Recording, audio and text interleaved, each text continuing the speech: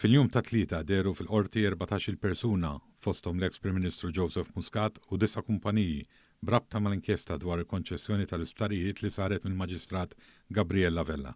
Inkjesta li damet għaddejja 4 snin u nofs u ġiet ippreżentata lill-Uffiċċju tal-Avukat Ġenerali fil-jum li fetħu n-nominazzjonijiet għall-elezzjoni tal-Parlament Ewropew u tal-Kunsilli Lokali.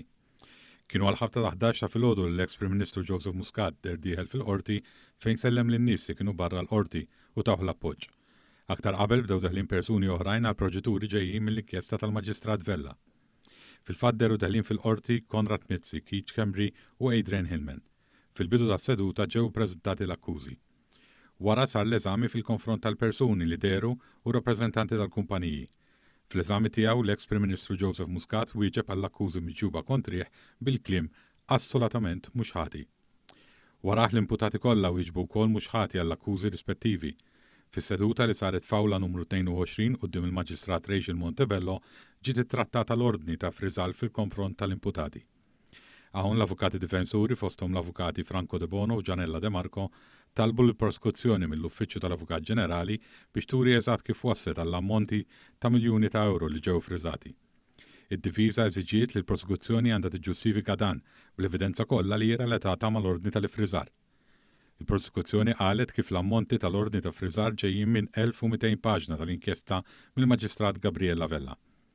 Is-sottomissjonijiet mill-avukati difensuri komplew bl-avukati ta' Dr. Muscat isostnu li l-prosekuzzjoni għandha tajt eżatt fejn joħroġ l-ammont ta' 30 miljun euro fil-konfront tal-eks Prim Ministru.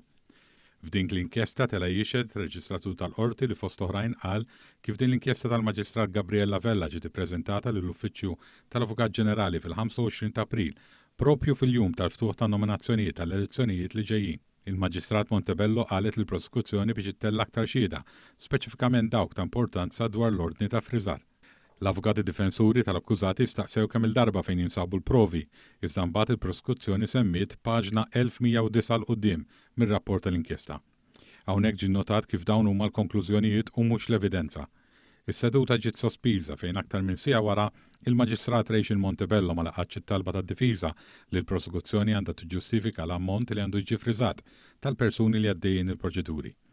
Wieħed mill-avukati difensuri, Stefano Filletti, irrimarka li esperti tal-inkjesta marru lil hinn minn dak li qalet il-Maġistrat inkwirenti Gabriella Vella fir-rapport tal-inkjesta fejn qalet li jista' jkun sar ħasil ta' flus, fuqt li huma qalu li sar ħasil ta' flus b'ċertezza. L-avukati difensuri reġgħu għamlu talba dwar din l-ordni ta' friżar biex il-prosekuzzjoni tindika eżatt fejn jingħat l-ammont eżatt ta' kemm għandu jiġi friżat. Bil-qorti ċaħdet din it-talba u bekk ikkonfermat l-ordni ta' friżar b'dikriet li tat il-Maġistrat Montebello.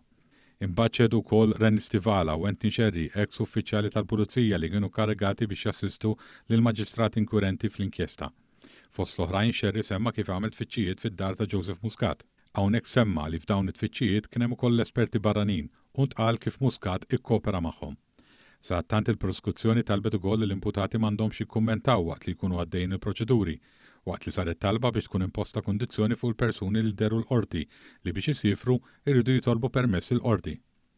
Il-persuni li tresqu għall-proċeduri tresqu l-kol b'ċitazzjoni u mhux b'arrest u seduti marbutin mal-proċeduri imnebħa mill-inkjesta tal-Maġistrat Gabriella Vella mistennija jkomplu mbagħad mod normali.